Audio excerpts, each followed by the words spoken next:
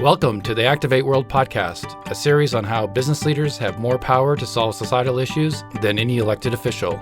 We explore business activism with substance and depth of thought.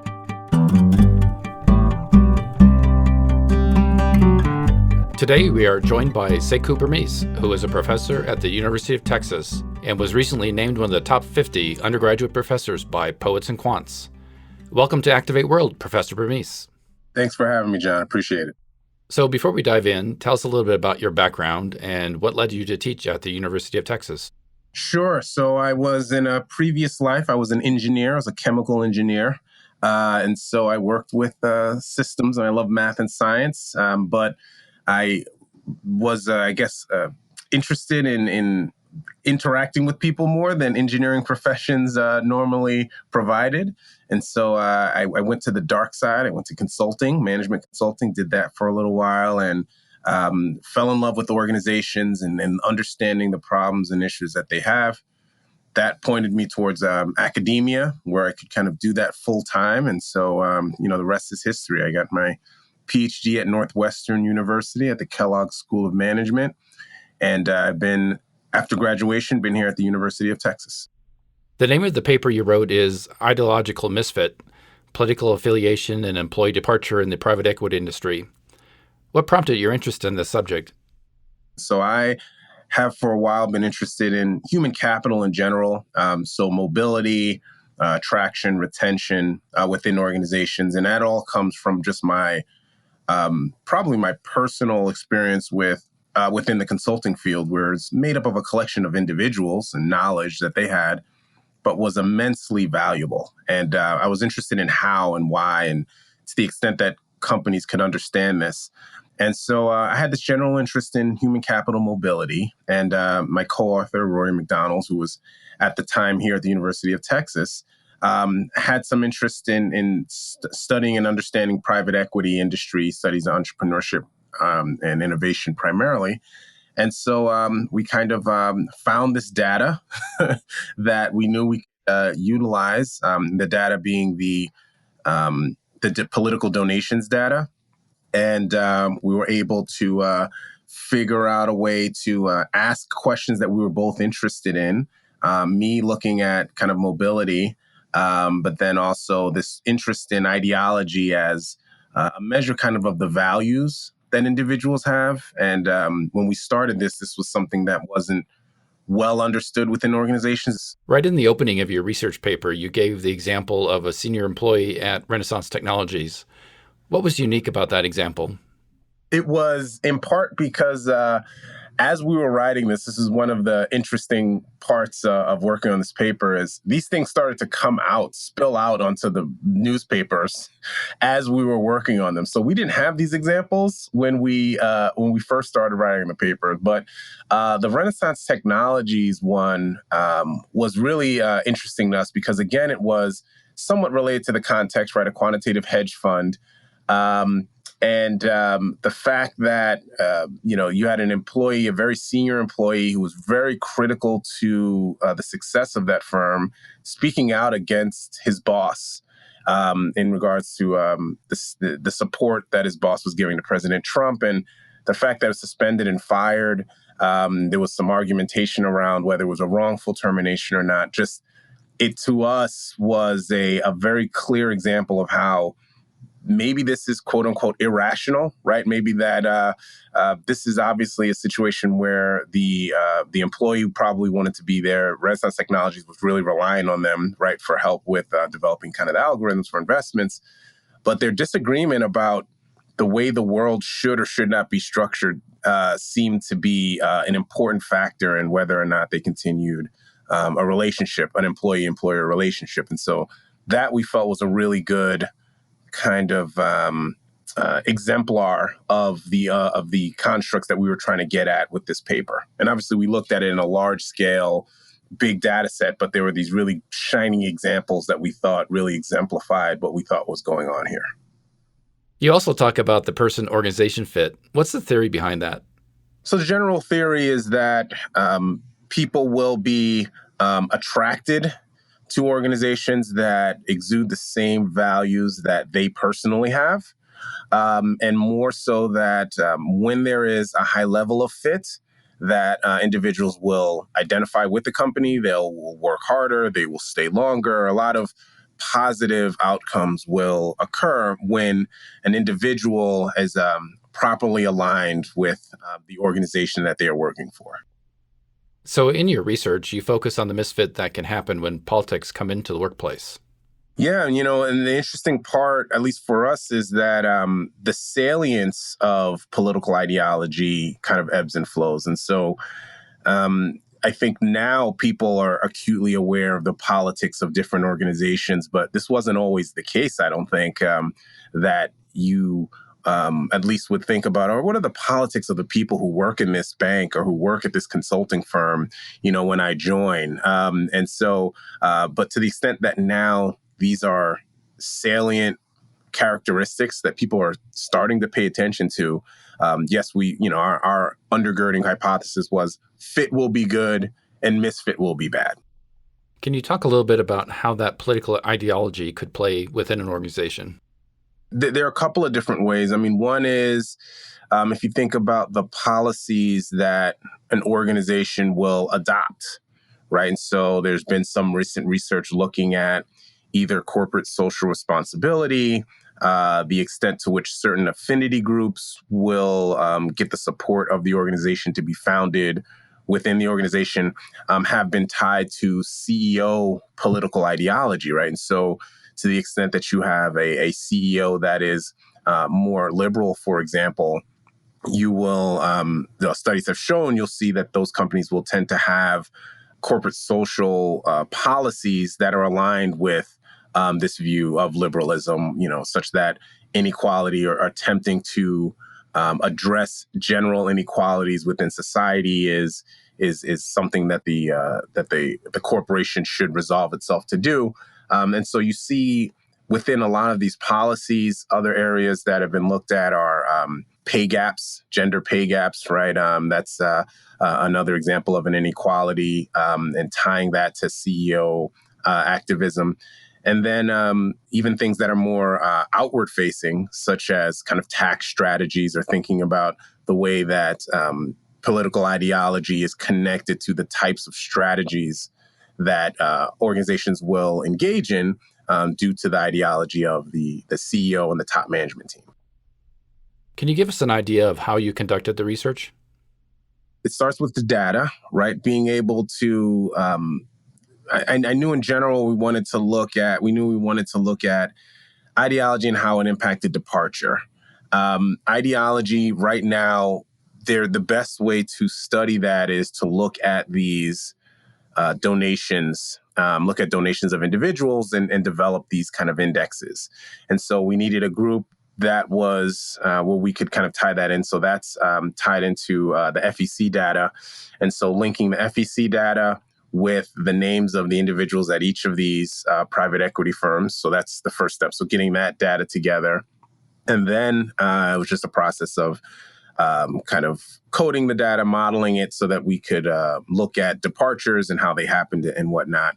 Our hypotheses, again, were pretty clear at the beginning. We thought, let's just test to see the extent that fit drives turnover. And we were really keen on understanding to the extent that conservative misfit versus liberal misfit might lead to some different effect sizes. So highlight the results of that research for us. Yeah, and so what we found was, in fact, that to be the case. Well, the first was all misfit does not lead to increased turnover likelihood, right? And in particular, the biggest surprise for us was that in some cases, more misfit actually leads to lower likelihood of departure. And that was on the liberal misfit side. So we found that liberals who were operating in more conservative dominated organizations actually showed less likelihood of departure than those that were in more moderate groups, and the opposite actually on the conservative side. So we saw the more a conservative misfit, so the more that there was a distance between an individual's ideology and the firm's dominant ideology on the conservative side, the more likely they were to leave and exit the firm. And any insight as to why that difference between those two political spectrums? We ran a number of interviews with people who were actually working in the private equity industry at the time.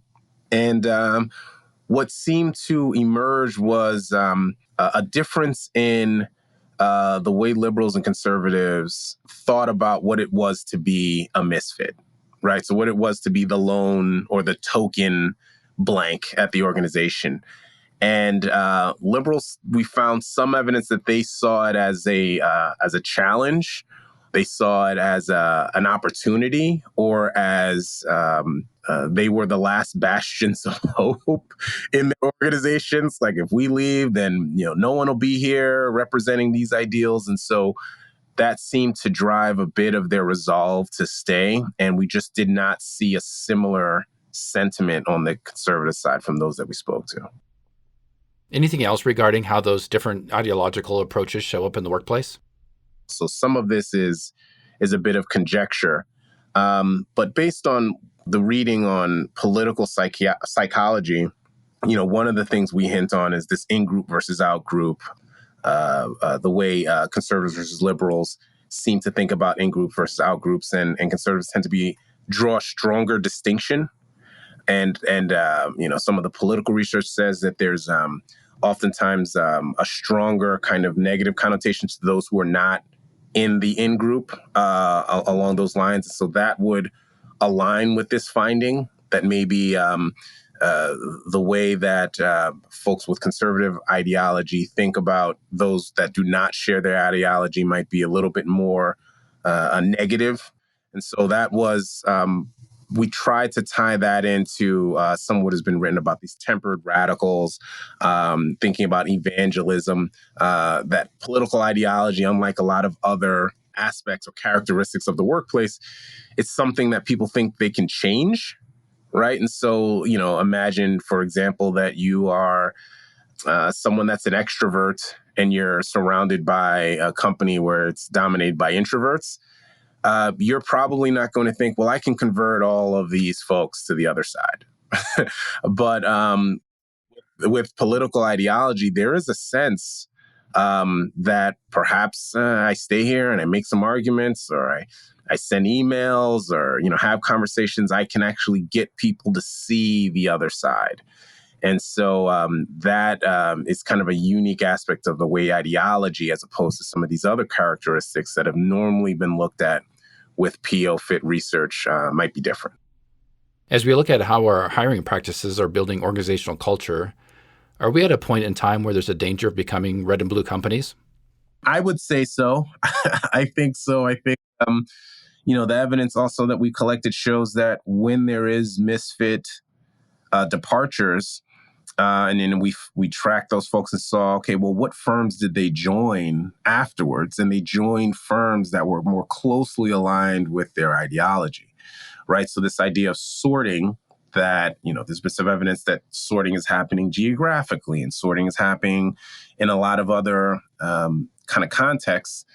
I think there is some evidence that it's happening within the workplace. The one caveat to that is people really need jobs. And so it seems to be something that is an inconvenience, but I don't think is enough to get people to say, well, I won't take a good job because there are liberals there, or because there are conservatives there. So unlike, schooling and residencies where, you have a lot of options about where you can potentially live, particularly with these highly sought after jobs like private equity, I think you still see a good deal of mixing.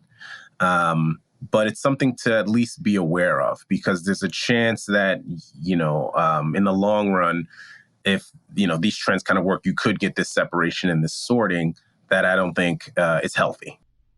Right. It seems like not having a diversity of political ideology or values within an organizational culture could not be a good thing. Yeah, absolutely. Absolutely. And I should also mention that for the most part, companies are pretty evenly split. Even when we looked at it within our data on giving, it was right around 50-50. I think it was like 51-49.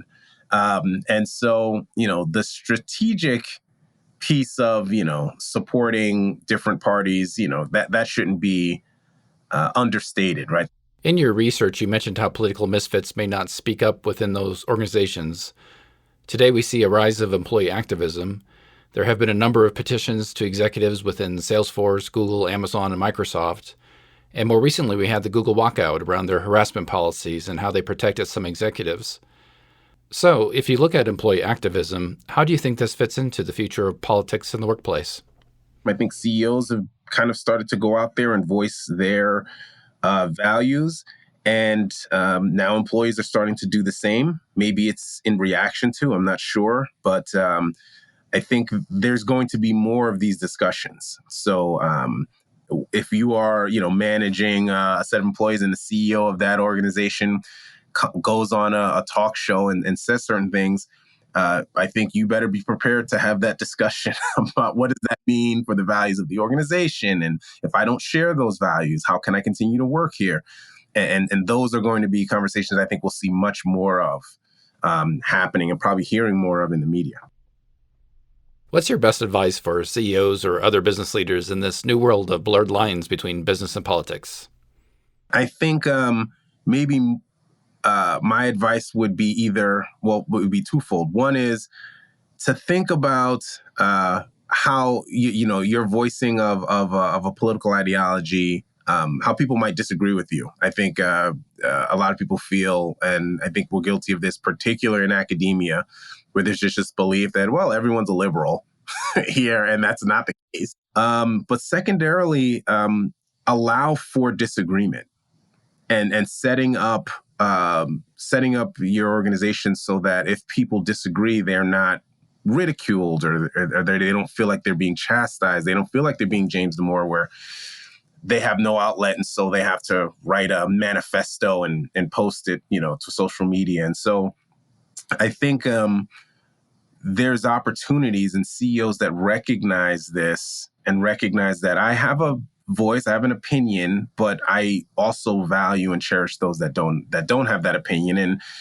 we can kind of hash it out. So reasonable discourse, things that we used to have about politics. And so that to me, I think is probably the biggest bit of advice. There's a lot of demonizing rhetoric that I think kind of gets thrown around. And I think that's where it starts to get dangerous. It's one thing to say, I believe one thing, but it's really troubling when you start to say, well, anyone who doesn't believe this, X, Y, and Z. As far as your experience in the classroom, what do you see as motivating these future business leaders in this world of politics and business? In some ways it's new, but in a lot of ways, I think it's the same as it's always been. I think just the discussions are happening in different places. And so, I think having kind of arguments about politics or the state of affairs kind of in the world have always happened. It's just now there's much more of a public performative aspect to it. And so, and this is social media probably influence, where people are trying to make stands and they're using, grandiose terms, and they're painting with broad brushes and those kind of things. But I find in the classroom, whenever, items like this come up, and you can imagine I always interject them whenever I can, I try to point to kind of the similarities, the fact that there's more similarities than differences, and that, with critical kind of discourse and reasoning, you can get down to the root differences between any kind of argument and, do so in kind of a civil way. And so I think that's still there.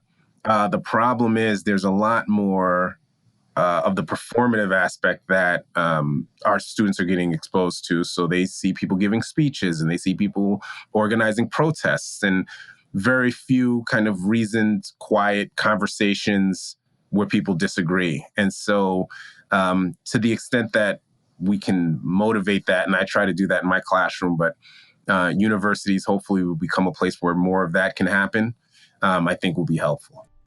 Yeah, absolutely. Well, Professor Bermiss, thank you so much, not only for your research, but for your time today. It's fascinating work that you've done, and I really look forward to where you take it next. Yeah, me too. Me too. Thanks.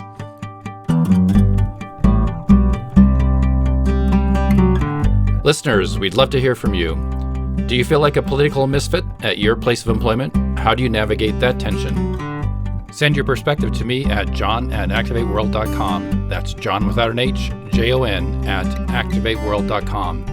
Write it out or record it. Send it my way. We want to hear and share your thoughts. Be sure to tell your friends and colleagues about the Activate World podcast. Encourage them to subscribe, listen, and share from their favorite podcast platform: Apple, Google, Spotify, iHeartRadio, and others. Let us know how we're doing by leaving a review. Your reviews mean a lot to us. Activate World is a team endeavor. Special thanks to Kayla Waldstein and Kent Nutt. Music by Jason Goodyear. For Activate World, I'm John Mertz.